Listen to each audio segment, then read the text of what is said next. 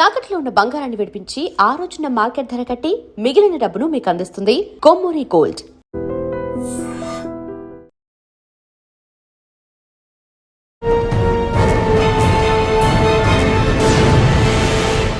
ఈ వారం మన గెస్ట్ ఐక్యరాజ్య సమితి శాశ్వత ప్రతినిధి, పేరు డాక్టర్ ఈ శ్రీనివాస్ గారు.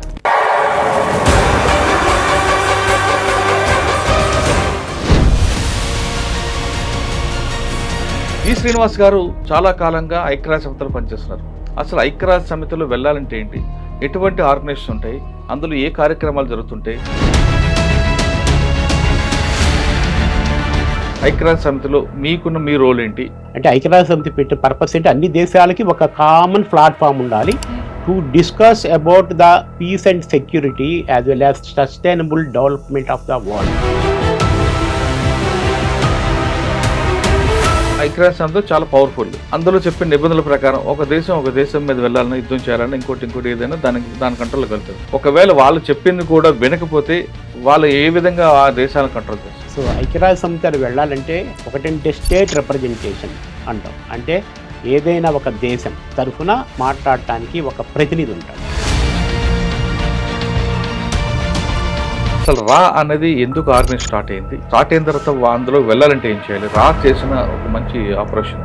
మనకి 1962లో ఏమైందంటే ఇండియా చైనా వారు అయినప్పుడు దాదాపు ఇండియా చాలా వరకు లాస్ అయిన మన ఇంటెలిజెన్స్ ఏజెన్సీస్ అంతా బాగా లేవు, దీన్ని కూడా మనం కొద్దిగా బాగు చేయాలని చెప్పేసి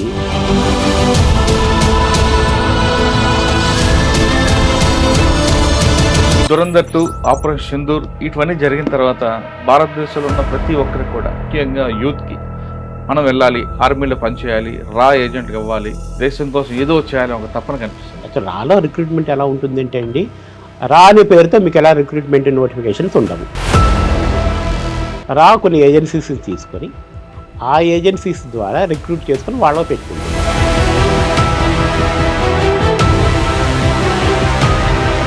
mainly techniques not to attack, how to escape. ఎవరు దురంధర్ కాదు. మళ్ళీ ముఖ్యంగా మీరు అంటున్నారు కదా పిల్లలు చాలా ఇన్స్పైర్ అవుతున్నారని, ఎవరు దురంధర్ కాదు, ఎవరు అజిత్ దోవల్ కూడా కాదు. రా ఏజెంట్గా జాయిన్ అయిన తర్వాత ఎక్కువ అబ్జర్వేషన్ ఉండాలి, మాట్లాడకూడదు అంటారు వాస్తవమే. ఫైనల్ ఎండ్ అనేది నీ సీక్రెట్ నీతోనే ఎండ్ అవుతుంది అన్న మనసులో ఉండాలి.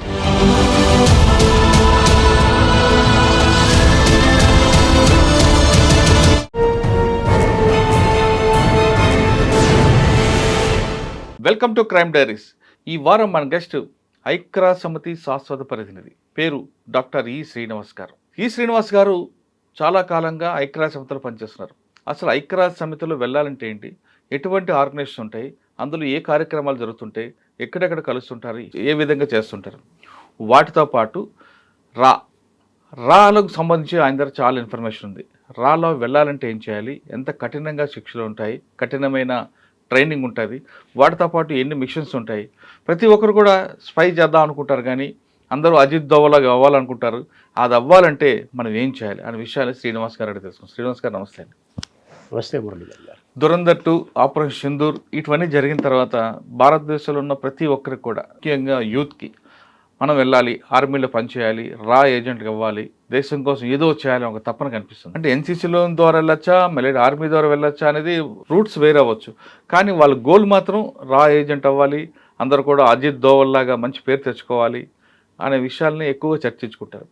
అసలు రా ఏజెంట్ అంటే ఏంటి, అసలు రా అనేది ఎందుకు ఆర్గనైజేషన్ స్టార్ట్ అయింది, స్టార్ట్ అయిన నుంచి ఎవరున్నారు, ఆ ఏజెంట్స్లోకి వెళ్ళాలంటే మనకున్న స్కిల్స్ ఎలా ఉండాలి, క్వాలిఫికేషన్ ఏమి ఉండాలి, డెడికేషన్ ఏమి ఉండాలి, ఈ 3 సమాధానం చెప్పే ముందు ఐక్యరాజ్య సమితిలో మీకున్న మీ రోల్ ఏంటి, మీ రోల్ ఎలాగ దీన్ని ఎవ్రీ ఇయర్ చేస్తుంటారు, దానికి భాగంగా మీకు తెలిసిన సమాచారం చెప్పండి. ఐక్యరాజ్య సమితి దీన్ని యునైటెడ్ నేషన్స్ ఆర్గనైజేషన్ అంటాం. 2వ ప్రపంచ యుద్ధంలో జరిగిన నష్టం తర్వాత వరల్డ్ మొత్తానికి ఒక ఆర్గనైజేషన్ అవసరం ఉంటుంది. Peace and security of the entire world maintain చేయడానికి కోసం అని చెప్పేసి ఒక ఆర్గనైజేషన్ మొదలుపెట్టడం 1945లో. తర్వాత అది అభివృద్ధి చెందుతుపోయింది. మన ఐక్యరాజ్య సమితితో 23 మెయిన్ దానికి ఒక వింగ్స్ ఉంటాయి. దాంట్లో మనందరికీ బాగా సుపరిచయం ఏంటంటే WHO, వరల్డ్ హెల్త్ ఆర్గనైజేషన్, అలాగే యునెస్కో, ఇలా కొన్ని ఆర్గనైజేషన్. అందులో ఏ దేశాలు ఉంటాయి? మామూలుగా ఇప్పుడు 192 దేశాలు ఐక్యరాజ్య సమితిలో పార్ట్గా ఉన్నాయి. అంటే ఐక్యరాజ్య సమితి పెట్టిన పర్పస్ ఏంటి, అన్ని దేశాలకి ఒక కామన్ ప్లాట్ఫామ్ ఉండాలి to discuss about the peace and security as well as sustainable development of the world అనే ఉద్దేశంతో పెట్టడం జరిగిందనమాట. సో ఏ దేశాల మధ్య ఒక బౌండరీ తగాదాలు వచ్చినా, డిస్ప్యూట్స్ వచ్చినా, లేదా ఏదైనా ఆ దేశాల మధ్య మానవ హక్కుల సంబంధాలు వచ్చినా, లేకపోతే ఎయిర్ అండ్ స్పేస్ డిస్ప్యూట్స్ వచ్చినా, వీటన్నిటి గురించి యునైటెడ్ నేషన్స్లో మాట్లాడచ్చు. సో దీంతోపాటు యునైటెడ్ నేషన్స్ సంబంధించిన కోర్టు ఉంది, ICJ, international court of justice. అది ద హేగ్, నెదర్లాండ్లో ఉంటుంది అనమాట. దేశాల మధ్య రిస్కులు వచ్చినప్పుడు అది ఇంటర్నేషనల్ లాస్ ప్రకారం ఐక్యరాజ్య సమితి అంటే అంతర్జాతీయ చట్టాల ప్రకారం అవి వాటిని సాల్వ్ చేస్తాయి. మన ఇండియన్లో భారతీయ శిక్షా స్మృతి లాంటివి, ఐపీసీ, సిఆర్పీసీ లాగా వాటికి కూడా కొన్ని చట్టాలు ఉంటాయి అన్నమాట. సో ఐక్యరాజ్య సమితి వచ్చేసి ఐసీజే కూడా one of the part of the United Nations organisation. Sir, ఆర్గనైజేషన్లో ఎటువంటి ఆఫీసర్స్ ఉంటారు, ఏ దేశాలు ఉంటారు, వాళ్ళు అందులో జాయిన్ అవ్వాలంటే వాళ్ళకున్న కేటగిరీ ఏంటి? ఒకటి నెంబర్ 1. నెంబర్ 2, ఆ దేశాలు ఐక్యరాజ్య సమితి చాలా పవర్ఫుల్. అందులో చెప్పిన నిబంధనల ప్రకారం ఒక దేశం మీద వెళ్ళాలన్నా, యుద్ధం చేయాలన్నా, ఇంకోటి ఏదైనా దాని కంట్రోల్లోకి వెళ్తుంది. ఒకవేళ వాళ్ళు చెప్పింది కూడా వినకపోతే వాళ్ళు ఏ విధంగా ఆ దేశాలను కంట్రోల్ చేస్తారు? సో ఐక్యరాజ్య సమితి అది వెళ్ళాలంటే ఒకటి నెంబర్ 1 దాని రిప్రజెంటేషన్స్ అంటాం మనం. ఒకటంటే స్టేట్ రిప్రజెంటేషన్ అంటాం. అంటే ఏదైనా ఒక దేశం తరఫున మాట్లాడటానికి ఒక ప్రతినిధి ఉంటాడు. సో ఇప్పుడు ప్రస్తుతానికి ఇండియాకు వచ్చేసి India permanent machine of United nations అంటారు.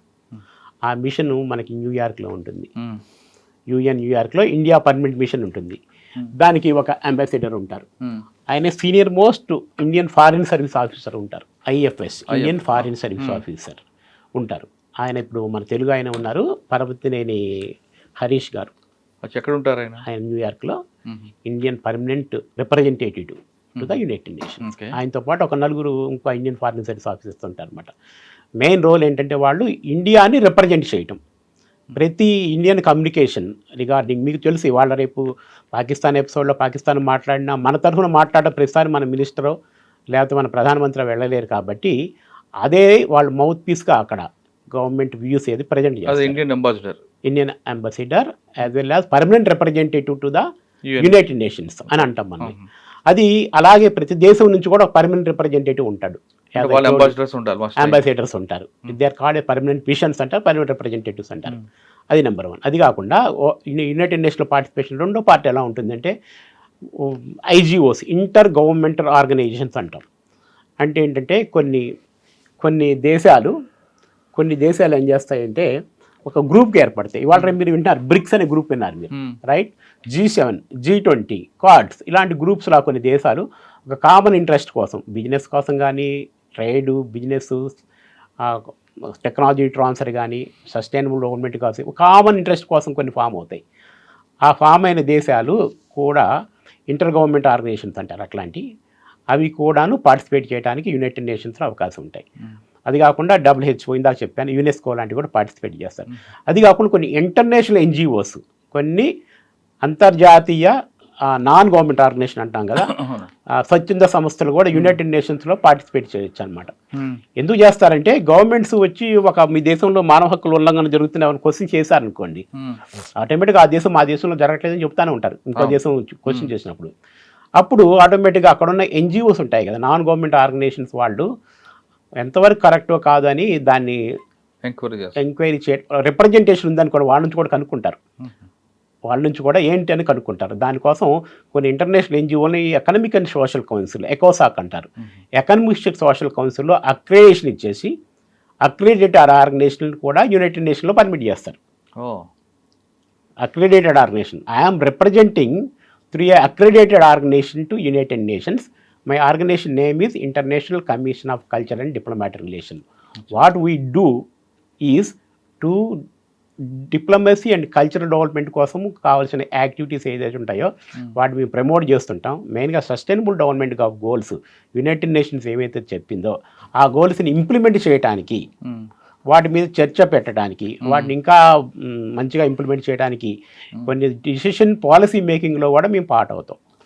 సో ఫార్ ఇప్పటి వరకు నేను ఎగ్జాంపుల్ చెప్పండి ఒకటి. రీసెంట్గా లాస్ట్ ఇయర్ మా డెలిగేషన్ వెళ్ళారు యునైటెడ్ నేషన్స్కి. అది commission of status of women అని ప్రతి సంవత్సరం కూడాను ఐక్యరాజ్య సమితిలో ప్రధాన కార్యాలయంలో జనరల్ అసెంబ్లీలో నడుస్తుంటాయి.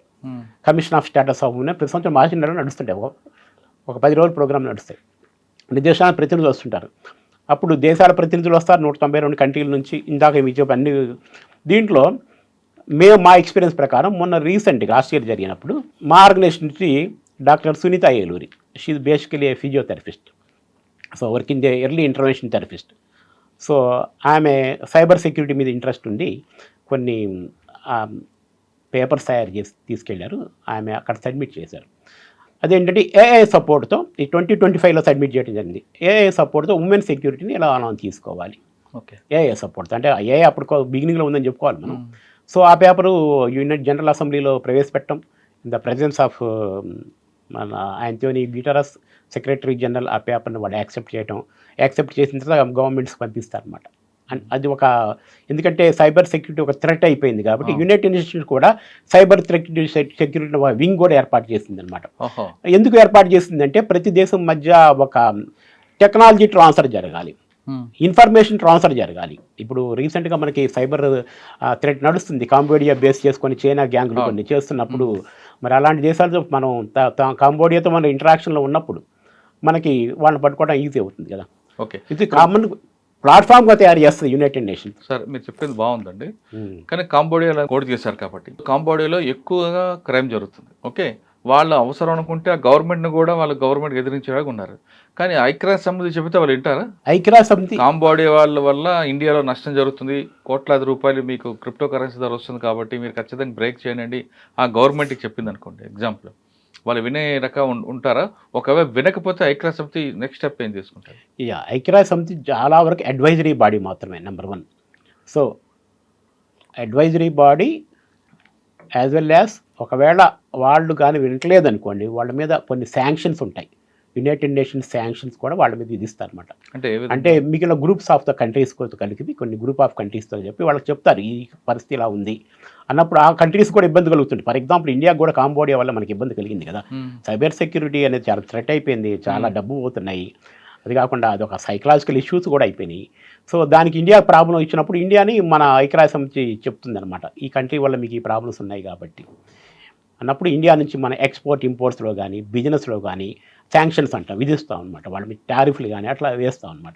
సో ఐక్యరాజ్య సమితి ఎలోన్ దిట్ కెనాట్ డూ, ఎందుకంటే ఐక్యరాజ్యం common platform to discuss about the peace and security as well as sustainable development of the world అని సింపుల్గా చెప్తున్నాను మీకు. సో ఐక్యరాజ్య సమితికి అధికారాలు ఏముండవు.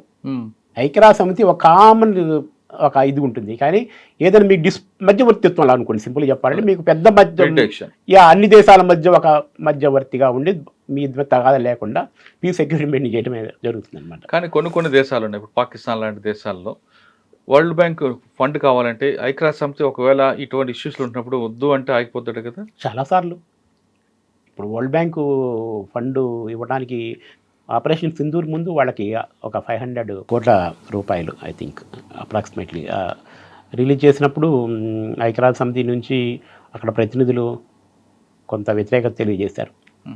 ఎందుకంటే ఇప్పుడు ఆ సమయంలో ఇచ్చింది అలా మన ఇండియా కూడా చాలా గట్టిగానే అంది, ఆ యుద్ధానికి ఖర్చు పెడతారు, పీపుల్కి పనికిరావనే ఒక అభిప్రాయం కూడా వచ్చింది. అంటే ఐక్యరాజ్య సమితి ఏమి కూడా నీ మీద శాంక్షన్ విధించిన ఐక్యరాజ్య సమితి చార్టర్స్ ఉండవు. ఐక్యరాజ్య సమితి ఫామ్ అయింది కొన్ని రూల్స్ అండ్ రెగ్యులేషన్ చార్టర్స్ అంటామండి. ఫామ్ అయింది పలానా చార్టర్ ఉంటుంది. అయితే మీకు ఏదైనా ఇబ్బంది కలిగినప్పుడు ఇంటర్నేషనల్ కోర్ట్ ఆఫ్ జస్టిస్ ఉంది. ఫర్ ఎగ్జాంపుల్ ఇండియాకను పాకిస్తాన్ మధ్య తగాదు వచ్చింది అనుకోండి, మీకు తెలిసే ఉండాలి కుల్భూషణ్ జాదవ్ కేసు అని ఒక ఫేమస్ కేసు అయింది. ఆయన ఇండియన్ స్పై అని చెప్పేసి ఆయన తీసుకెళ్ళి ఉరిఫిక్స్ చేశారు వితౌట్ ప్రాపర్ ట్రయల్. దాన్ని మనం తీసుకెళ్ళి యునైటెడ్ నేషన్స్లో మాట్లాడటం జరిగింది. తర్వాత అక్కడ తీసుకెళ్ళి ఇంటర్నేషనల్ కోర్ట్ ఆఫ్ జస్టిస్లో వేయటం జరిగింది. తర్వాత ఇండియన్ రిప్రజెంటేషన్ ఇచ్చిన తర్వాత అది ఆ ఉరిశిక్షని వాళ్ళు ఒక డేట్ కూడా పెట్టారు ఆయన్ని ఆ రోజున ఆయనకి ఉరేయటానికి, కానీ అది కూడా పోస్ట్ పోన్ చేసి నార్మల్గా ప్రస్తుతం కేసు నడుస్తుంది. సో ఐక్యరాజ్య సమితి ఫైనల్ చెప్పాలంటే అడ్వైజరీగా ఉంటుంది. కానీ అందులో పనిచేసే వాళ్ళకి ఎక్స్పెండిచర్ కానీ ఇన్కమ్ కానీ ఎలా ఉంటుంది? ఐక్యరాజ్య సమితికి ఒక దేశం కాదు, వాళ్ళకి వాళ్ళకి వ్యాపారం. ఇండియా నుంచి ప్రతినిధి ఉన్నారు ఇప్పుడు మీలాంటి వాళ్ళు, మీకు ఎలాగుంటుంది సోర్స్? ఎగ్జాక్ట్లీ ఏం చెప్పాలంటే ఇప్పుడు ఐక్యరాజ్య సమితి ఏం చేస్తుందంటే వాళ్ళకి ఫండింగ్ ఉంటాయి. అన్ని దేశాలు ఏవైతే మెంబర్ కంట్రీస్ ఫండింగ్ చేస్తాయి. ఓహో. ఇప్పుడు అమెరికా హైయెస్ట్ ఫండింగ్ చేసే కంట్రీ ఇప్పుడు. మ్మ్. ఇండియా వచ్చే 5th పొజిషన్లో 6th పొజిషన్లో ఉంది ఫండింగ్లో. సో ఈ ఫండింగ్స్ తీసుకొని ఐక్యరాజ్య సమితి యొక్క ప్రధాన కార్యాలయంతో పాటుగా వీళ్ళకి రీజనల్ ఆఫీసులు ఉంటాయి, యూఎన్ మిషన్స్ అంటాము, యూఎన్తో పాటు పనిచేసి ఉంటాయి కదా మీరు, యూఎన్ పీస్ కీపింగ్ ఫోర్సెస్. మన పోలీస్ డిపార్ట్మెంట్ కూడా రెగ్యులర్గా 150 మెంబర్స్ వాటికి వెళ్తుంటారు. వెళ్తుంటారు. మామూలుగా ఇన్స్పెక్టర్ ర్యాంక్ దగ్గర నుంచి అవును. సబ్ ఇన్స్పెక్టర్ కానిస్టేబుల్ నుంచి అనుకుంటా అని అడిషనల్ ఎస్పీ వరకు పోతుంటారు. మన తెలంగాణ స్టేట్ నుంచి చాలా మంది మన వెళ్ళారు. ముఖ్యంగా మన మహేష్ భగవత్జీ యూఎన్ మిషన్ లో పనిచేసి వచ్చారు. ఆయన చాలా మంది ఆఫీసర్ శివధర్ గారు కూడా పనిచేస్తారు. Yeah yeah yeah yeah okay, ఈ ఫండ్ అంతా అమెరికా ఇస్తుంది. అమెరికా కాదండి, యూఎన్ మెంబర్ కంట్రీస్ అన్ని దేశాలు కలిపి ఫండ్ ఇస్తుంటారు. కానీ ఎక్కువగా అది అమెరికా నుంచి ఇప్పుడు అమెరికా ఇస్తుంటారు. ఓకే, అమెరికా దేశం నుంచి ఎక్కువ ఫండ్ వచ్చింది కదని అమెరికా చేస్తున్న అన్ని పనులకి వాళ్ళు ఫేవర్ గా ఉంటారా లేదా న్యూట్రల్ గా కనిపిస్తారా? ఎట్టి పరిస్థితుల్లో ఉండరు, కానీ అమెరికా ఉండమంటుంది. లేకపోతే ఫండ్ ఇవ్వనని గత 3 ఏళ్ల నుంచి ఫండ్ ఇవ్వడం మానేసింది. అంటే ఇప్పుడు నడుస్తుంది కదా ఇష్యూ ఒకటి మనకి, అమెరికా ఇరాన్, దాంట్లో మరి ఇందులో జోక్యం చేసుకోదా ఐక్యరాజ్య సమితి? ఐక్యరాజ్యం చెప్పింది కదా యుద్ధం చేయొద్దని, చెప్పడం వరకే. పెద్ద మనిషి చెప్తారు, అంతే. పెద్ద మనిషి మధ్యలో నిలబడ్డారు అనుకోండి, పెద్ద మనిషిని కొట్టే వీళ్ళు మూర్ఖులు కదా. అదే సరే, మీరు అందులో బాగా ఎక్స్పీరియన్స్ ఉంది. ఇంకా దీనికి సంబంధించి అసలు అనేది ఎందుకు ఆర్గనైజ్ స్టార్ట్ అయింది? స్టార్ట్ అయిన తర్వాత అందులో వెళ్ళాలంటే ఏం చేయాలి? చేసిన ఒక మంచి ఆపరేషన్. సో రాని మామూలుగా research and analysis wing, officially RNAW అంటారు. RNAW జనరల్గా RAW అంటారు. RNAW is to right to pronounce here. Okay right. ఇప్పుడు భారతదేశం ఒక ప్రైమరీ ఎక్స్టర్నల్ ఇంటెలిజెన్స్ ఏజెన్సీ ఇది. దీనికి మనకి 1976లోనే ఇది ఏర్పాటు చేయడం జరిగింది. దీనికంటే ముందు ఇంటెలిజెన్స్ బ్యూరో ఉంది, ఐబీ ఇంటెలిజెన్స్ బ్యూరో. అయితే ఇక్కడ ఒక ఎస్టాబ్లిష్మెంట్ వెనక కొన్ని డిప్లొమసీ కారణాలు కూడా ఉంటాయి. ఇండియన్ ఫారిన్ పాలసీ ఉంటుంది, ఇంటర్నల్ ఎక్స్టర్నల్ ఇంటెలిజెన్స్ పాలసీస్ ప్రకారం మనం ఆర్గనైజేషన్స్ కొన్ని మొదలు పెడతాం అనమాట, స్టార్ట్ చేస్తాం. సో మనకి స్వతంత్రం వచ్చిన తర్వాత మనం 1954లో పంచశీల అనే కార్యక్రమం పెట్టి, అప్పుడు మన డిప్లొమసీ ఏంటంటే నాన్ అలైన్ మూమెంట్. అంటే అర్థం ఏంటంటే మనకి ఏ దేశానికి కూడా మనం సపోర్ట్ చేయము అని చెప్పేసి ఒక సిద్ధాంతం పెట్టుకొని మనం దాన్ని అలీనోద్యమం అంటారు పొలిటికల్ సైన్స్లో. ఎవరికి మేము సపోర్ట్ చేయము అని పెట్టుకొని మనం అందరితో మంచిగా ఉందామని మొదలుపెట్టింది ఇండియా. అప్పుడే స్వతంత్రం వచ్చిన, ఆర్థిక అభివృద్ధి చెందాలి, సాంస్కృతిక విలువలు కాపాడుకుని ముందుకు వెళ్ళాలని పెట్టినప్పుడు మనకి 1962లో ఏమైందంటే బాగా దెబ్బ తగిలింది. ఏంటంటే చైనా వార్ జరిగింది. ఇండియా చైనా వార్ జరిగినప్పుడు దాదాపు ఇండియా చాలా వరకు లాస్ అయింది. లాస్ అయినా మన ఇంటెలిజెన్స్ ఏజెన్సీస్ అంతా బాగా లేవు, దీన్ని కూడా మనం కొద్దిగా బాగు చేయాలని చెప్పేసి ఏవియేషన్ రీసెర్చ్ సెంటర్ అని ఒక ఆర్గనైజేషన్ని మొదలుపెట్టారు, ఏవియేషన్ రీసెర్చ్ సెంటర్. అది 1962లో చైనా వారప్పుడు మొదలుపెట్టిన ఆర్గనైజేషన్ ఏంటంటే మన ఎనిమీ అంటే మనకి ఇవాళ మన శత్రు పక్క దేశం ఎవరైతే ఎనిమీ ఉంటారో ఆ ఎనిమీ ఎక్కడెక్కడ మూమెంట్స్ ఉన్నాయి, ముఖ్యంగా ఎనిమీ బోర్డర్స్లో ఎక్కడున్నాడు, బోర్డర్స్లో ఎంత దూరంలో వాళ్ళ డిప్లాయ్మెంట్స్ ఉన్నాయి, వాళ్ళ ఇన్స్టాలేషన్స్ ఎంత దూరంలో ఉన్నాయి అని కనిపెట్టడం. దాంతోపాటు ఎంత ఉంది, కెపాసిటీ ఎంత ఉంది, దాంట్లో ఏ ర్యాంక్స్ ఎంతవరకు ఉన్నారు, మనకి దానివల్ల ఎంత నష్టం జరగబోద్దని చెప్పేసి ఏవియేషన్ రీసెర్చ్ సెంటర్ అనే ఆర్గనైజేషన్ మొదలు పెట్టారు. అంటే వారి బలం కనుక్కోవాలి. సో ఈ ఆర్గనైజేషన్ అంటే ప్రైమరీగా అప్పట్లోనే ఏరియల్ ఇంటర్ప్రిటేషన్ అని ఒక సిస్టమ్ వచ్చింది. ఇది చాలా పాత సిస్టమ్, ఇప్పటికీ ఆ సిస్టమ్ని అందరూ యాక్సెప్ట్. కార్గిల్ వారప్పుడు కూడా ఏవియేషన్ రీసెర్చ్ సెంటర్ వాళ్ళే రిపోర్ట్ ఇచ్చింది వాళ్ళకి.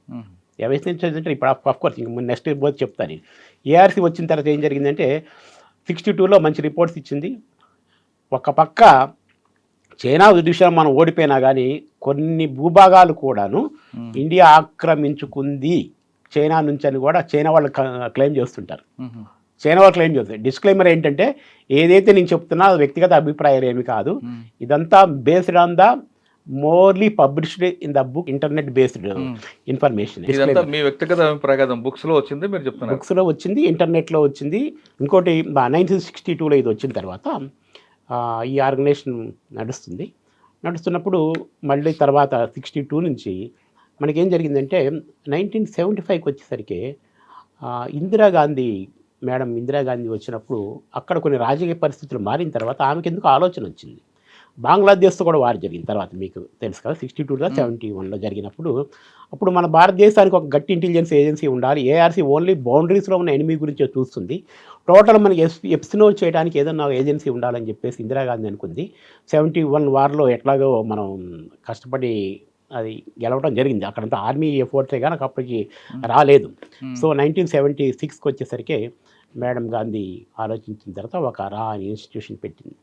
కానీ ఇక్కడ కాంట్రవర్షియల్ స్టేట్మెంట్ కాదు, జనరల్గా అకార్డింగ్ టు జనరల్ ఇన్ఫర్మేషన్ ఏంటంటే అది ప్రతిపక్షాల మీద ఒక నిఘా ఉంచడానికి కోసం ఆమె పెట్టిందని చాలాసార్లు చాలా మ్యాగజైన్స్ కానీ చాలా సంస్థలు కానీ చెప్పారు అనమాట. ఒక ప్రతిపక్షాల మీద నిఘా ఉంచడం కోసం పెట్టిన ఒక సంస్థలాగా చూశారు. జనరల్గా ఏ గవర్నమెంట్ అయినా ఇంటెలిజెన్స్ని ఎక్కువగా అపోజిషన్ పార్టీ మీద వాడుతుంటుంది కదండి. అపోజిషన్ ఏం చేస్తున్నాడు, ఎవరు కానీ ఫండింగ్ ఎలా ఉందన్నది. అదే ఎట్లా ఎక్స్టర్నల్ ఇంటెలిజెన్స్ ఏజెన్సీ అన్నప్పుడు ఇండియాలో పని లేదు కదా. ఎక్స్టర్నల్ ఇంటెలిజెన్స్ ఏజెన్సీ భారతదేశం అవ్వాలా, అవతల వైపు మనం ఇంటెలిజెన్స్ చేస్తాము, ఇన్ఫర్మేషన్ భారతదేశం పీస్ అండ్ సెక్యూరిటీ భంగకరం కాకుండా గ్యాదర్ చేస్తాం అనుకున్నప్పుడు ఈ పొలిటికల్ నాయకులు పెట్టాల్సిన అవసరం లేదని ఒక కాంట్రవర్షియల్ వచ్చింది. అంటే ఏ సంవత్సరం స్టార్ట్ అయిందండి? 76లో అండి. 1976లో RAW దీనికి రామేశ్వరనాథ్ కావ్ అని ఆయన is the first founder of this organisation. ఎందుకంటే ముందు ఆయన ఏఆర్సీకి కూడా ఉన్నారు. ఏఆర్సీకి చీఫ్గా ఉన్న తర్వాత ఏఆర్సీలో నువ్వు బాగా చేస్తున్నావు అని చెప్పేసి ఆయన్ని తీసుకొచ్చేసి సార్ అందులో డెప్యుటేషన్ మీద వస్తుంది. దాని రా అనేది డైరెక్ట్ రిక్రూట్మెంట్ లేదు, యూనిఫామ్ ఉండదు, ఎక్కడ కూడా వాళ్ళ గురించి రివీల్ చేసుకోకూడదు. సో ఎలా వాళ్ళ డ్యూటీస్ ఎలాగ ఉంటాయండి? అందరూ లోపలికి ఎలాగొస్తుంటారు? అంటే ఇప్పుడు ఎలా ఉంది, కుడి చేయి చేసేది ఎడమ చేయి తెలియదు, బేసిక్ ఫండమెంటల్. నేను కలిసి పనిచేస్తున్నాను ఒక టీంలో అనుకుందాం. చేసినప్పుడు మీరేం చేస్తున్నారో నాకు తెలియదు, నేనేం చేస్తున్నానో మీకు తెలియదు. సో మీరు కలిసి పనిచేస్తాం. మనం ఎప్పుడు మన పని గురించి మాట్లాడుకో, అదే కుడి చేయి చేస్తే ఎడమ చేతి తెలియకూడదు అంటాం. సో నాకు తెలిసిన సీక్రెట్స్ ఏమైతే ఉంటాయో, అంటే నాకు ఇన్ ద సెన్స్ ఒక రా ఆఫీసర్ తెలిసిన సీక్రెట్స్ ఏమి ఉంటాయో అతనితో పాటే అవి చనిపోతాయంటారు. అంటే సీక్రెట్ అనేది అతనితో పాటు చనిపోతుంది. సో ఇంకోటి ఏంటంటే 1+1 కాకుండా ఉన్న సీక్రెటే కాదు కదండి, ఇంకా దాటిపోతేనే సీక్రెట్. కానీ అది కూడా ఏదన్నా మూమెంట్లో బయటకు వస్తుందేమో మనకు తెలియదు. కాబట్టి అది ప్రోవెర్బ్ అనమాట. అతనికి తెలిసిన సీక్రెట్ అతనితో చనిపోతాయని చెప్తే బరియలతో పాటు బరియలు అవుతాయి అనమాట. సో ఇక్కడ ఇంకోటి ఏంటంటే లో ప్రొఫైల్ మెయింటైన్ చేయడం మోస్ట్ ఇంపార్టెంట్. ఇక్కడ లో ప్రొఫైల్. ఈ మధ్య ఎవరో మిత్రుడు నాకు చాలా సీనియర్ మోస్ట్ పోలీస్ ఆఫీసర్ మాట్లాడుతుంటే మా వాళ్ళు పోతారు కానీ ఇన్ఫర్మేషన్ కనుక్కోలేకపోతున్నారు, ఏదో కొద్దిగా ఆయన హ్యూమన్ ఇంటెలిజెన్స్ గురించి మాట్లాడినాడు. సో నువ్వు పంపించి మీ కానిస్టేబుల్స్నేగా నిన్న, లేకపోతే మీ ఐడి పార్టీ వాళ్ళను ఎస్బీ వాళ్ళని పంపించేది. సో మరి వాళ్ళు కాబట్టి వాడు దేనికి పనికి రాడు, ఈ పని వాడు చెయ్యడు, వీడి మీద అనుమానం ఎట్టి పరిస్థితుల్లో రానివాడు పనికి వస్తాడు. నీకు ఎట్టి పరిస్థితుల్లో నీకు ఈ పని చేయడానికి అర్హత లేదు అని మనం ఫీల్ అయిన వాడే పనికి వస్తాడు ఇక్కడ. సో మెయిన్ చెప్పాలంటే లో ప్రొఫైల్ మెయింటైన్ చేయటము, ఐడెంటిటీ రివీల్ చేయకపోవటము, ఇంటెగ్రిటీ మెయింటైన్ చేయకపోవటము, ఎక్కువ విషయాల పట్ల అఫిషియల్ విషయాల పట్ల ఆసక్తి ఉండకుండా ఉండటము, మళ్ళీ ఐసోలేటెడ్ పర్సన్ అయి ఉండాలి. అంటే లైక్ నేను 10 మందితో కలుస్తాను, లేకపోతే మీటింగ్స్కి వెళ్తాను, గ్యాదరింగ్స్కి వెళ్తాను, కమ్యూనిటీ మీటింగ్స్కి వెళ్తాను, లయన్స్ క్లబ్కి వెళ్తాను, అవన్నీ స్ట్రిక్ట్లీ ప్రొహిబిటెడ్. ఎందుకంటే నువ్వు పబ్లిక్ మ్యాన్ అయినప్పుడు, పబ్లిక్ పర్సన్ అయినప్పుడు నీతో ఇబ్బందులతో పాటు నీ వ్యక్తిగతమైన సెక్యూరిటీతో పాటు నీ కొన్ని దేశ భద్రత సంబంధించి కూడా బయటపోయే అవకాశం ఉంది. కాబట్టి వాళ్ళు వీలంత వరకు వీటికి అవుతారు. ఫర్ ఎగ్జాంపుల్ మీ ఇంట్లో మ్యారేజ్ ఉంది, ఒక RNW ఆఫీసర్ని మీరు బాగా క్లోజ్ ఫ్రెండ్ అయి ఉంటాడు, అతను తెలిసి పిలిచారనుకోండి, సో ఆయన దాదాపు వెడ్డింగ్కి రారు. వెడ్డింగ్ ముందు కానీ తర్వాత కానీ వచ్చి ఆ గిఫ్ట్ ఇచ్చి మీతో కొద్దిసేపు గడిపి వెళ్ళిపోతారు. సో అనేది అది జనరల్గా అది మెయింటైన్ అవుతుంది. ఇందులో వెళ్ళే వాళ్ళు కేవలం పోలీస్ డిపార్ట్మెంట్ అంటే ఏ డిపార్ట్మెంట్ నుంచి వెళ్ళచ్చు డిప్యుటేషన్? అసలు డిప్యుటేషన్ కాదు, రాలో రిక్రూట్మెంట్ గురించి మీరు ఇందాక చెప్తున్నా. అసలు రాలో రిక్రూట్మెంట్ ఎలా ఉంటుందంటే అండి, రా అనే పేరుతో మీకు ఎలా రిక్రూట్మెంట్ నోటిఫికేషన్స్ ఉండవు, రైట్? నెంబర్ 1. నెంబర్ 2, రా కొన్ని ఏజెన్సీస్ తీసుకొని ఆ ఏజెన్సీస్ ద్వారా రిక్రూట్ చేసుకొని వాళ్ళలో పెట్టుకుంటుంది. రైట్, ఇప్పుడు అలా కూడా టెక్నికల్ ఇంటెలిజెన్స్, సిగ్నల్ ఇంటెలిజెన్స్ కొన్ని ఉంటాయన్నమాట. వాళ్ళకి హ్యూమన్ ఇంటెలిజెన్స్ అని కొన్ని ఉంటాయి. ఎందుకంటే ఇన్ఫర్మేషన్ గ్యాదర్ చేయాలంటే వాళ్ళు రేపు మోస్ట్ ఓన్లీ ఇక్కడే మన సైబర్ సెక్యూరిటీ లాంటివి వచ్చిన తర్వాత ఇక్కడ కూడా మన సిగ్నల్ ఇంటెలిజెన్స్ ఉన్నాయి కదా, స్టేట్ లెవెల్ పోలీస్ ఆఫీసర్ కోసం. సో ఎక్స్టర్నల్ ఇన్ఫర్మేషన్ అని చెప్పి పెట్టిన ఈ ఇంటెలిజెన్స్ వింగ్స్ ఉన్నాయి. అంటే వాళ్ళు ఏంటంటే ఒక సెంట్రల్ గవర్నమెంట్ ఆర్గనైజేషన్ ఒక నాన్ని పెట్టుకొని ఆ సెంట్రల్ గవర్నమెంట్ ఆర్గనైజేషన్ ద్వారా రిక్రూట్ చేసుకొని వాళ్ళ దగ్గర తీసుకుంటారు అన్నమాట. ఓకే, ఒక సెంట్రల్ గవర్నమెంట్ ఆర్గనైజేషన్ ఏదైనా ఒక దాన్ని పెట్టుకొని ఆ సెంట్రల్ గవర్నమెంట్ ఆర్గనైజేషన్ ద్వారా రిక్రూట్ చేసుకొని దాంట్లో తీసుకుంటారు. ఫర్ ఎగ్జాంపుల్ ఏంటంటే మనకి వాళ్ళ టెక్నికల్ స్టాఫ్ కావాలి అంటే సిగ్నల్ ఇంటెలిజెన్స్ సంబంధించిన ఎలక్ట్రానిక్స్ అండ్ కమ్యూనికేషన్స్ ఇంజనీర్స్ కావాలి, లైట్ ఏఐ చదివిన ఆర్టిఫిషియల్ ఇంటెలిజెన్స్ చదివిన వాళ్ళు మనకు అవసరము అన్నప్పుడు వాళ్ళు కొన్ని సందర్భాల్లో ఒక ఆర్గనైజేషన్ పేరు మీద నోటిఫికేషన్ ఇస్తారు. ఆ ఆర్గనైజేషన్ ఇలా కొన్ని పారామీటర్స్ పెట్టి ఇప్పుడు ఆల్రెడీ ఒక నోటిఫికేషన్ కూడా ఉంది. జూలై 12th వరకు డేట్ కూడా నోటిఫికేషన్ నడుస్తుంది అన్నమాట. సో ఇలా తీసుకుంటారు, అదొకటి. అలా సిస్టమ్ ద్వారా రిక్రూట్ చేసుకుంటారు వాళ్ళు, రిక్రూట్ చేసుకుంటారు. మెయిన్గా పర్సనల్ ఇంటర్వ్యూ పెట్టినప్పుడు మాత్రం అతని ఇంటిగ్రిటీ ఎలా ఉందో చూస్తారు. అతను ఎంతవరకు ఈ ఉద్యోగాన్ని సూటబుల్ అనేది చాలా మోస్ట్ ఇంపార్టెంట్ అదనమాట. సో బ్యాక్గ్రౌండ్ చెకప్ ఉంటుంది ఇన్ జనరల్గా అతని ఫ్యామిలీ. నెక్స్ట్ ఫారిన్ మిషన్స్లో మీకు సంబంధించిన మురళీధర్ గారు ఉన్నారు, అతనికి ఫారిన్లో ఎవరన్నా చుట్టాలు ఉన్నారా, వాళ్ళ పరిస్థితి ఏంటి, వాళ్ళకి చదువుకుంటున్నారా, వాళ్ళ పిల్లలు ఏంటి. So most of the things on you and your family, your integrity, everything on you, everything. ఎందుకంటే అది దేశ రక్షణకి భద్రతకి సంబంధించిన విషయం కాబట్టి ఆ విషయంలో చాలా కీన్గా వాళ్ళు తీసుకుంటారు. అది మంచిది అనమాట. ఓకే, ఇప్పుడు సో డిపార్ట్మెంట్ ఇందాక చెప్పాను టెక్నికల్ వింగ్స్ ఏదైతే ఉందో అడ్మినిస్ట్రేటివ్ టెక్నికల్ వింగ్స్ని వేరే ఒక డిపార్ట్మెంట్ ద్వారా రిక్రూట్ చేసుకొని వాళ్ళ దగ్గర తీసుకుంటాం జరుగుతుంది. నెంబర్ 2, దీని తర్వాత మెయిన్లీ ఏంటంటే ఆఫీసర్ క్యాడర్ ఎవరు, ఇక్కడ మనకి ఆఫీసర్ క్యాడర్ ఎవరంటే యూపీఎస్సీ సివిల్ సర్వీస్ ఎగ్జామినేషన్లో వాళ్ళు తప్ప వేరే తీసుకోరు, ఆఫీసర్ క్యాడర్స్ తీసుకుంటారు. యూపీఎస్సీ సివిల్ సర్వీస్ ఎగ్జామినేషన్లో రాకు సంబంధించిన సర్వీస్ ఏమీ లేదు, రైట్. యూపీఎస్సీ సివిల్ సర్వీస్ మీరు చాలా ఇంటర్వ్యూ చేస్తుంటారు కదా, ఐఏఎస్ వాళ్ళని, IAS, IPS, IRS, something like 26 services I think so ఉన్నాయి, రైల్వేస్ కానీ, income tax, customs, something. So వీళ్ళ నుంచి ఐఏఎస్, ఐపీఎస్ ఫస్ట్ ఒక 5-6 సర్వీసెస్, అప్రాక్సిమేట్ 10 సర్వీసెస్ నుంచి కొంతమందిని వాళ్ళు ఆప్ట్ చేస్తారు. సో ఐపీఎస్ సెలెక్ట్ అయ్యావు, మరి నీకు ఇంట్రెస్ట్ ఉన్న వాళ్ళకు సపరేట్ ఎగ్జామినేషన్ పెట్టడం, ఇంటర్వ్యూ పెట్టడం, యాజ్ యూజువల్ క్యాపబిలిటీ ఉందనుకోండి, తర్వాత వాటి నుంచి ఆ సర్వీస్లో తీసుకుంటారు. So he's no longer is from IPS. For example you are from IPS selected, you are undergoing training at NPA police academy, Hyderabad national police academy, otherwise IPS, IAS we are undergoing LBSNAA. So LBSNAA ముస్సోరీలో తీసుకుంటున్నారు. So అప్పుడు మిమ్మల్ని interview చేసేసి మీ option తీసుకొని తీసేసుకుంటారు.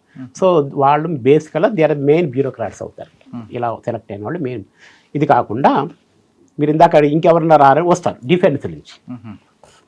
డిఫెన్స్లో కొంతకాలం పనిచేసిన తర్వాత వాళ్ళు అడుగుతారు అనమాట, కనీసం ఇంత సర్వీస్ ఉండాలి, లెఫ్టినెంట్ కర్నల్, ఇట్లా వింగ్ కమాండర్.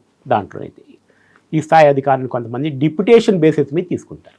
తీసుకున్న తర్వాత వాళ్ళందరికీ ఫిజికల్ ట్రైనింగ్ సపరేట్గా ఉంటుందా?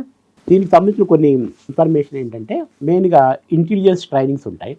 కొంతమందికి కొన్ని సందర్భాల్లో పనిచేయడం కోసము కొన్ని టెక్నిక్స్ నేర్పిస్తారు. Mainly techniques not to attack, how to escape. అంతే, ఎవరు దురంధర్ కాదు. మళ్ళీ ముఖ్యంగా మీరు అంటున్నారు కదా పిల్లలు చాలా ఇన్స్పైర్ అవుతున్నారని, ఎవరు దురంధర్ కాదు, ఎవరు అజిత్ దోవల్ కూడా కాదు.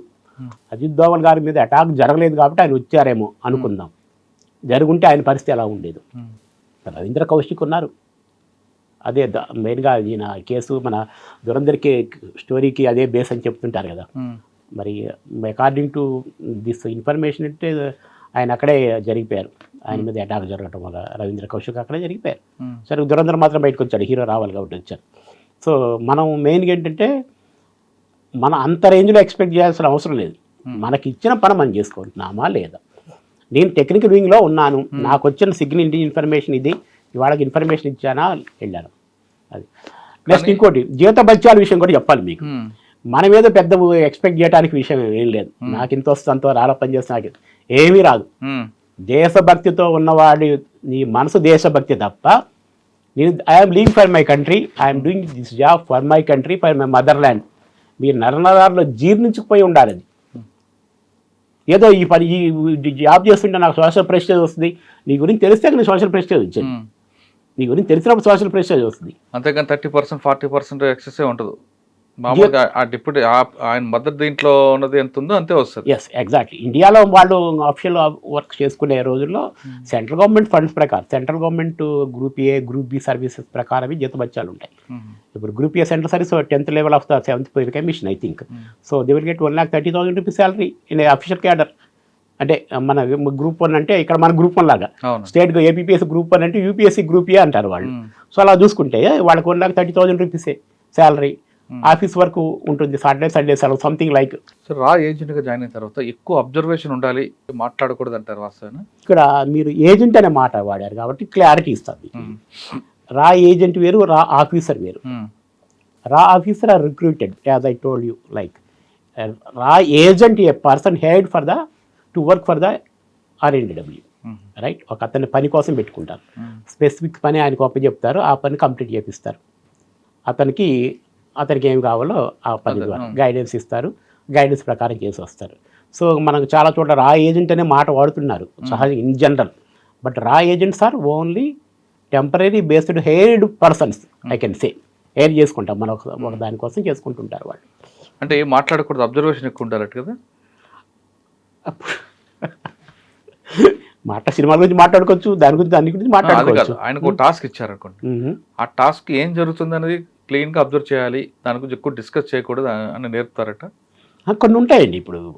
ఇప్పుడు ఆ ఇంటర్నల్ టెక్నిక్స్ అనేది ట్రైనింగ్ అప్పుడు వాళ్ళు చెప్తారు, కొన్ని రివీల్ చేయడానికి ఉండవు. ఇప్పుడు కొన్ని విషయాలు మనం ఏదైతే ఇందాక డిస్క్లైమర్ అన్నాను, కొన్ని మనం తెలిసిన వాటి గురించి మనం మాట్లాడుకుంటాం. ఇప్పుడు మురళీధర్ ఫేస్లో చూసినప్పుడు కళ్ళు పెట్టి చూడాలా, పర్సనల్ డెవలప్మెంట్ లాగా చూడాలి, కొన్ని అవి మాట్లాడుకుని మన వేగ్గా ఉంటాయి. ఒకవేళ మన ఇంటర్వ్యూని కానీ RNDW చేసిన ఎవరిని చూసినా, RNDW పనిచేసే వాళ్ళు కానీ, లేదంటే రిటైర్ అయ్యే వాళ్ళు చూస్తే నవ్వుకుంటారేమో. సో కాబట్టి మనకి తెలియని ఇన్ఫర్మేషన్ నేను ఇవ్వను. రావాళ్ళు ఇలా తక్కువ మాట్లాడతారా, ఎక్కువ మాట్లాడతారా, రావాళ్ళు బ్రూజింగ్ చేస్తారా, చెయ్యరా, ఇలాంటి క్వశ్చన్లు అడిగితే మన కెనాట్ సీ. సరే, ఒక ఆఫీసర్ గురించి తీసుకుంటే మీరు యూపీఎస్ నుంచి వాళ్ళు తీసుకుంటారంటున్నారు. కానీ గత కొన్ని సంవత్సరాలుగా బాగా మోస్ట్ హ్యాబిచువల్ అఫెండర్స్ని ఎక్కువ తీసుకుంటుంటారు. వాళ్ళలో దేశభక్తి ఉంటుంది, ఆ దేశభక్తిని ఎన్కాష్ చేసుకోవడానికి వాళ్ళని పంపిస్తుంటారు. కానీ వాళ్ళు మన ఇండియాలో మోస్ట్ వాంటెడ్ ఉంటారనేది ఒక వార్త ఉంది. అది కరెక్ట్ కాదు. అసలు ఇది కొన్ని చోట్ల కూడా చూశాను నేను, చాలా వైడ్ పబ్లికేషన్ అయింది. ఇప్పుడు అంటే మీకు ఎగ్జాంపుల్ కూడా చెప్తున్నా. తెలంగాణలో నయీం అనే ఒక క్రిమినల్, ఆయన గతంలో పోలీసుకు అనుకూలంగా పనిచేసి మాజీ నక్సలైట్, తర్వాత పోలీసుకు అనుకూలంగా మారిపోయాడు.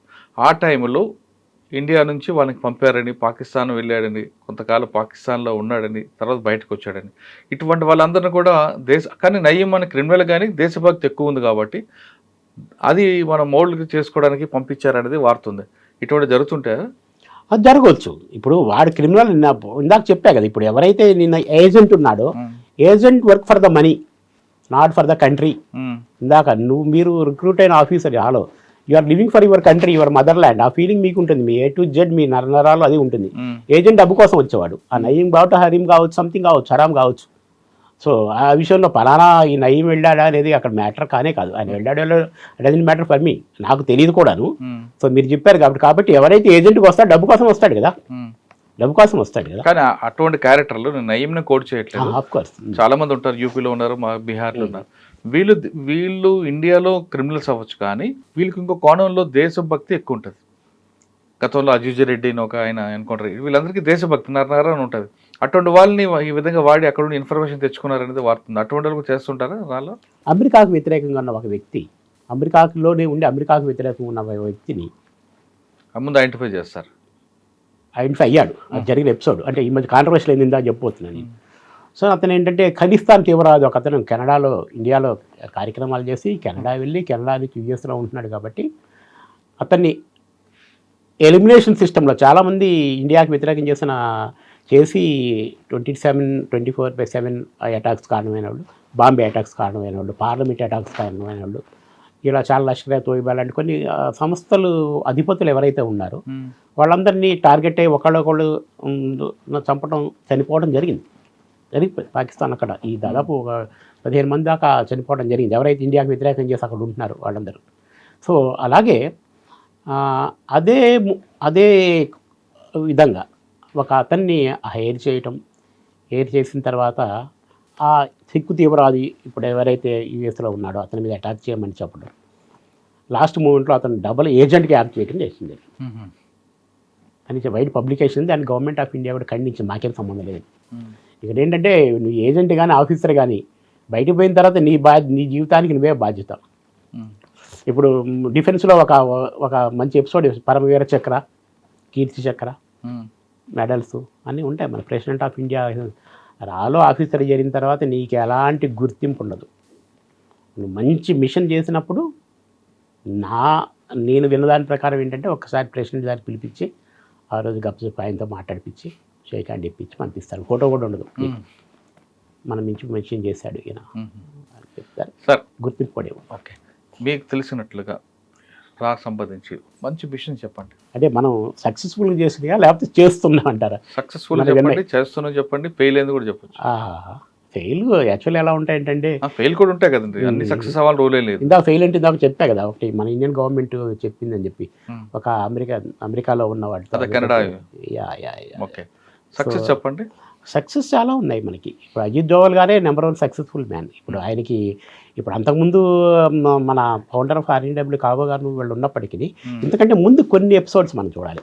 అంటే స్వతంత్రం రావడానికి ముందు సరస్వతి రాజ్మణి ఒక లేడీ, ఆమె ఐఎన్ఏ ఇండియన్ నేషనల్ ఆర్మీ అంటే సుభాష్ చంద్రబోస్ నాయకత్వంలో పనిచేసినప్పుడు ఆమె ఐఎన్ఏలో చాలా కాలం పనిచేసి బ్రిటిష్ వాళ్ళకి వ్యతిరేక ఇన్ఫర్మేషన్ మనకి ఇవ్వడం జరిగిందనమాట.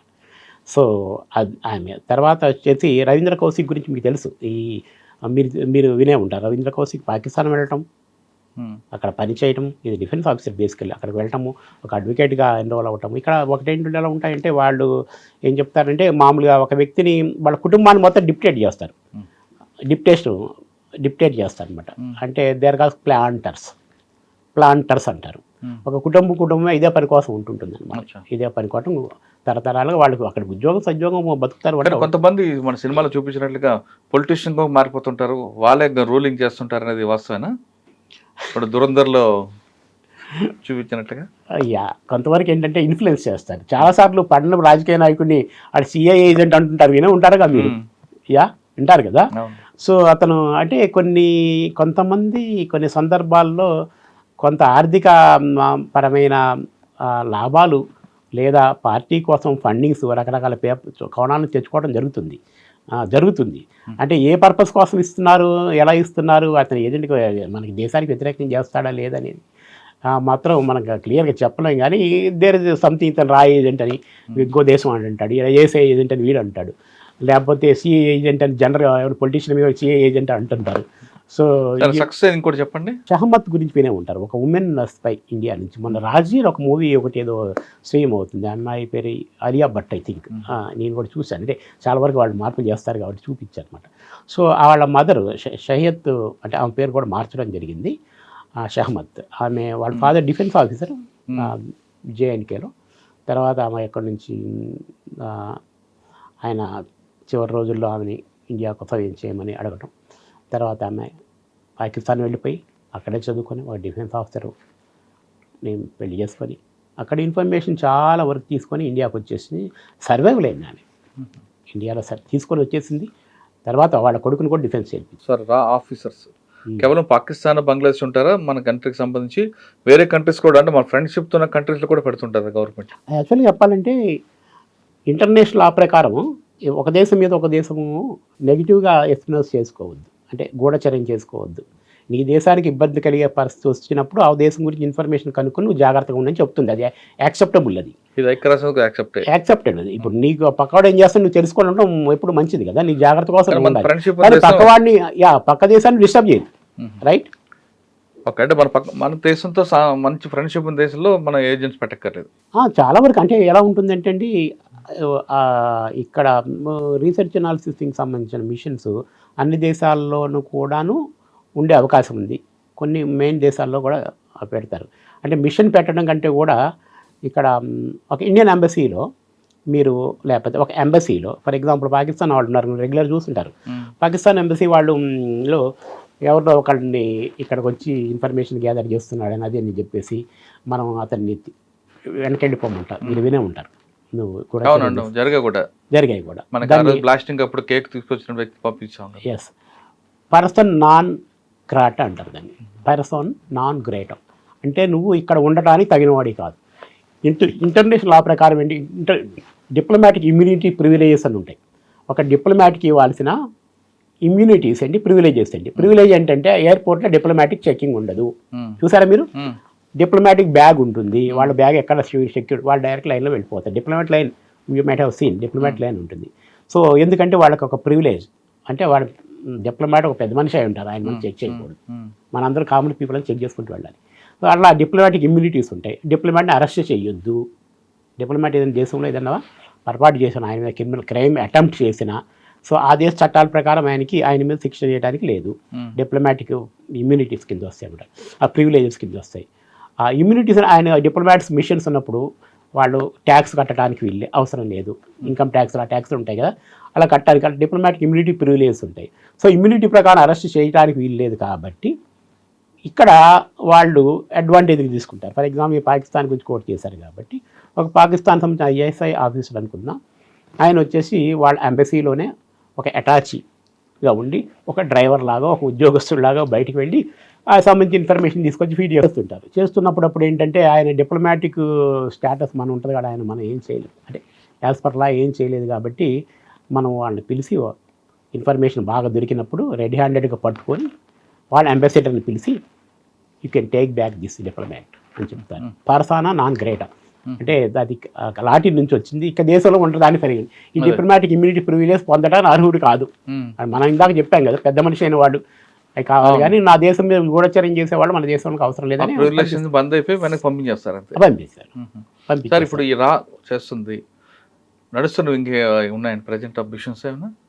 అది ఆపరేషన్స్ ఎప్పుడు ఉంటాయండి. ఆ సెక్యూర్ ఆపరేషన్ నడుస్తూనే ఉంటాయి. ప్రజెంట్ ఆపరేషన్స్ గురించి మనం మాట్లాడటానికి మాకే ఎలా తెలుస్తుంది, ఇలాంటి వాడు మన సోర్సెస్ని తీసుకోవడం తప్ప మనకి ఇన్ఫర్మేషన్ ఎలా తెలుస్తుంది? ప్రజెంట్ ఆపరేషన్ ప్రతి చోట ఆపరేషన్ లేకుండా ఉండదు కదా. ఒక పెద్ద సంస్థగా ఉన్నప్పుడు ఇంత రిక్రూట్మెంట్ నడుస్తాయి, వాళ్ళకి ఇంతమంది ఏజెంట్లు ఉంటారు. ఎందుకంటే భారతదేశ భద్రత అనేది ఒక బ్యాక్ బోన్ కదా, ఒక భద్రత. సార్ ఫైనల్గా చెప్పండి, ఇప్పుడు ఉన్న యువత అంతా కూడా ఆర్మీలోకి వెళ్ళాలనుకుంటారు. అందులో వెళ్ళాలంటే కేవలం జోష్ ఒకటి సరిపోద్దా, ఫిట్నెస్, ఎడ్యుకేషన్ ఉండాలి? మెయిన్ కమిట్మెంట్ ఉండాలి. Commitment, I'm living for my country, apart from nothing is there. నీ కంట్రీ ఇష్టం అవసరమా, నీ పిల్లలు నీ భార్య ఇష్టం అన్నప్పుడు నువ్వు ఫైనల్గా నా కంట్రీ ఇష్టం అనే ఒక నువ్వు మానసికంగా ప్రిపేర్ అయి ఉండాలి. అయినప్పుడు వాళ్ళు సూటబుల్. నేను బాడీ ఇవన్నీ తప్పదు. ఇప్పుడు మనకి హైట్ ఉండాలి, పలానా జాబ్ కంటే హైట్ తప్పదు, వెయిట్ ఉండాలి, ఇన్ని ఈవెంట్స్ క్వాలిఫై అవ్వాలి అని తప్పదు. ఇప్పుడు అన్ఫార్చునేట్లీ భారతదేశంలో ఏం జరుగుతుందంటే మనం చూస్తుంటాం కదా, అంటే ప్రతి డిపార్ట్మెంట్లో చేరేటప్పుడు చాలా మంచిగా చేరతారు, చేరిన తర్వాత ఇక్కడ బ్యూరోక్రసీతో ఉన్న వాటితో అలవాటు పడిపోతారు. సో ఇలా చేస్తేనే ఎగ్జిస్టెన్స్ ఉంటుంది అనుకుంటారు. అన్ఫార్చునేట్లీ ఎంతో కమిట్మెంట్తో ఇండియన్ పోలీస్ సర్వీస్లో చేరిన చాలామంది చేరిన తర్వాత ఇక్కడ సిస్టమ్తో అడ్జస్ట్ అయితేనే మనం ఉంటాము, లేకపోతే మన సిస్టమ్ నుంచి బయటకు వెళ్ళాల్సి వస్తే అడ్జస్ట్ అయ్యి వెళ్ళే ఉంటారు. కాబట్టి కమిట్మెంట్ ఈజ్ మోస్ట్ ఇంపార్టెంట్. నువ్వు ఎంత కమిట్మెంట్ పనిచేస్తావు అనేది తప్ప, ముఖ్యంగా ఇందాక మీరు అడుగుతున్నారు కాబట్టి, అది డిఫెన్స్లో కూడా అంతే కదా. డిఫెన్స్లో కూడా మీరు పనిచేయాలంటే ఎంతో మంచి కమిట్మెంట్ ఉంటే తప్ప, జీతం కోసం డిఫెన్స్ వాళ్ళకి ఇచ్చే జీతాలు ఏముంది, సెంట్రల్ గవర్నమెంట్ ఇచ్చే వాళ్ళ జీతాలు ఏముందండి. నా జీవితాన్ని సార్థకత అని మీరు అనుకున్నారంటే, ఆ పదం వాడుతున్నా నేను, నా జీవితాన్ని సార్థకత నా దేశం అనుకున్నారంటే మీరు చేయగలుగుతారు. Ultimate goal is my country అనే ఫీల్ ఉండాలన్నమాట. సో వాళ్ళకి భార్యలు పిల్లలు కష్టాలు ఉంటాయి. కొన్ని ఆఫీసర్ కొంతమంది వెళ్ళినప్పుడు 6 months కనపడుకొని వెళ్ళిపోతారు. అంటే ఎవరో మీలాంటి మిత్రులు వెళ్ళి ఆయన పని మీద వెళ్ళాడు, ఇంట్లో వాళ్ళకి చెప్పి వెళ్తాడు, ఏదో ఆర్థిక సహాయం చేస్తుంటారు సంథింగ్, అంటే మనం ఇన్ఫర్మేషన్స్ విన్నప్పుడు అనమాట. సో అంత కమిట్మెంట్ ఎవరు చేయగలుగుతారు చెప్పండి? ఆ కమిట్మెంట్ ఉన్న వాళ్ళే మన దేశానికి సరైన వాళ్ళు. ఫైనల్ ఎండ్ అనేది నీ సీక్రెట్, నీతోనే ఎండ్ అవుద్ది అన్న మనసులో ఉండాలి. రా ఆఫీసర్ కావాలనుకుంటే దానికి హైట్, వెయిట్, క్వాలిఫికేషన్ కాదు, కమిట్మెంట్ ఉండాలంటున్నారు శ్రీనివాస్ గారు. ఈ దేశం నాది, నేను దేశం కోసం ఏదైనా చేస్తాం అనే బలమైన నమ్మకున్న వ్యక్తులు ఖచ్చితంగా రా వింగ్లో వెళ్ళండి, మీకు మంచి సహకారం అందిస్తారు. కానీ కమిట్మెంట్ లేకుండా ఏదో డ్యూటీగా చేస్తామంటే ఈ వింగ్ పనికిరాదంటూ సూచిస్తున్నారు. ఇది ఈ వారం డాక్టర్ శ్రీనివాస్ గారితో ఎక్స్క్లూజివ్ ఇంటర్వ్యూ. వచ్చే వారం మరొక ఇష్టం బలి కలుద్దాం. అంతవరకు నమస్తే. Thank you. Thank you.